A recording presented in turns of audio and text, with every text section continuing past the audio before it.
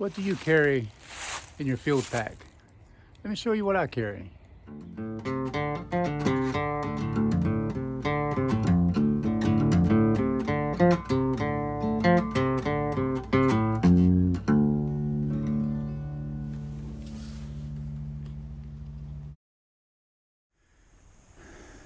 Alright, this is JB with Going Wild. Back from the field. I've already got something to eat and taken a shower. Figure I'll unpack my field pack and show you my gear layout. This is my pack. Let me grab what's right here.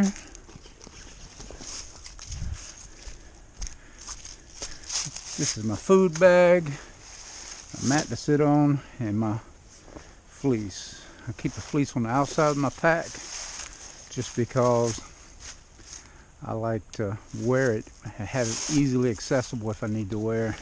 So I'll just usually carry it on the straps outside here. Okay, let's see. Unpacking here, got my first aid kit right here. Take this off. Keep that on the outside so it's easily accessible. I'll keep this in the shop or in the car. And here is my water bladder. I like to carry it on the outside, and I'll have the water bladder actually, I usually have the hose running right through here so I can drink water on the go. I'm going to grab a Mylar blanket out of here and lay it out so you can see everything. It's not too sunny right now, so I think I can get away with doing sunny or this side up so you can see better.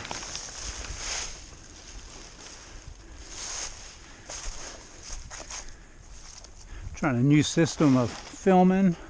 Wanted to film it from first person so you can see everything, and I'm using an old GoPro, so I hope it works out. Okay, so I'm just going to unpack and go about my business. Fleece top, food bag, hydration bladder. Then I've got a small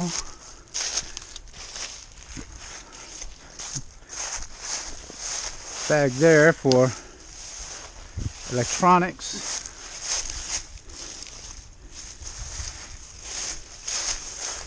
Got my sit mat and a first aid kit there. Got my camp shoes, very good for stream crossings, keep your feet dry and or wear around camp. This pack I'm wearing, I took on this trip, is a Osprey 75 plus 10. I mean 75 liters plus 10 in the top compartment. Some people call it a brain, some people call it a lid. Bring the pack on over. It doesn't weigh a whole lot. It looks bigger than it actually is. Mostly what it is layers for this time of year. It's early December. All right, got a poncho here. Poncho. Got some rain gear. That's my gaiters.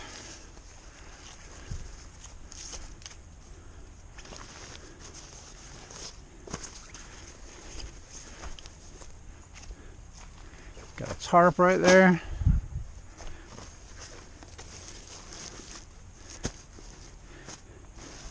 Carried this. Thought about doing a video on it. It's not something I'd usually carry, but I could carry that if when Tigress wanted to do a video on it, wasn't able to do it. But I might do one later. But I like that. Got more rain gear. That's my jacket or pants.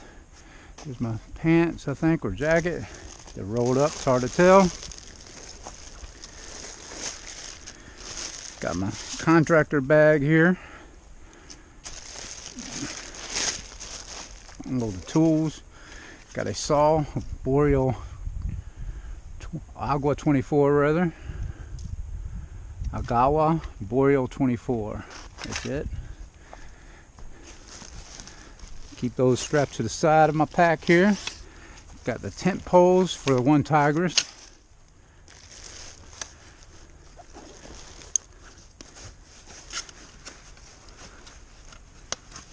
Have a hatchet. Put the tools all down here. Got the hatchet right there. And the shovel.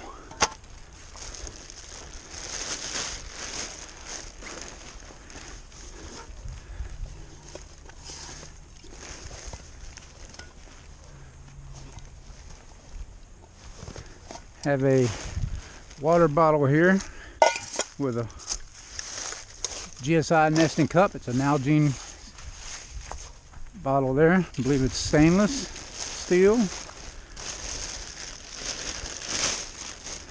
Make sure all the straps are undone and loose so it's easier to take in and out.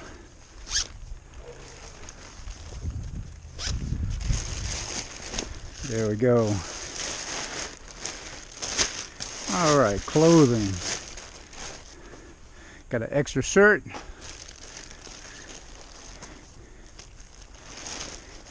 Extra pair of pants. I like carrying extra clothing. It's because that way I can hike in one and wear the other around camp. Got my middle layer. Of course, you see my fleece top there. Got my base layer here. And the wool sweater for those chilly nights. It is December. Although right now it's pretty warm for December. Got a mixed bag here with some socks, underwear, balaclava, watch cap, extra watch cap. So I always carry an extra watch cap because I've lost one before and I wished I had another one. There's some fleece pants.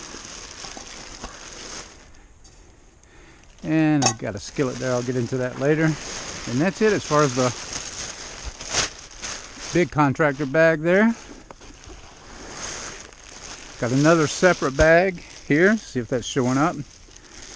Got here in here my sleeping bag. And this is a Sierra Designs. It's rated down to 14 degrees. No, I'm sorry, 12 degrees. And it is down, so I'll be taking out of the bag and storing it in a different bag so it gets some fluff back to it. And I have my Thermarest Guidelight air mattress, which I've had for a very long time. I don't even think they sell that model anymore. Okay. Got a skillet there. This is a Sea to Summit skillet. Great for backpacking. If I'm car camping or not hiking far, I'll carry my GSI Guidecast, it's called. And I've got a pot there. And this is a solo stove that rests inside a solo pot. And it all comes in one compartment like there. And a bandana. That's my cook set. And of course a spoon. Might have a spoon in here. Alright. Now my lid compartment. I've got a first aid manual, which I like a lot. This is by Eric Weiss. Very good first aid. It's small enough to carry in the field, and he's got some great advice in there. He calls it Weiss advice, and if you read his credentials, they're very impressive. Got my John Lofty Wiseman survival manual, mini version. I like to read that while I'm out there a lot.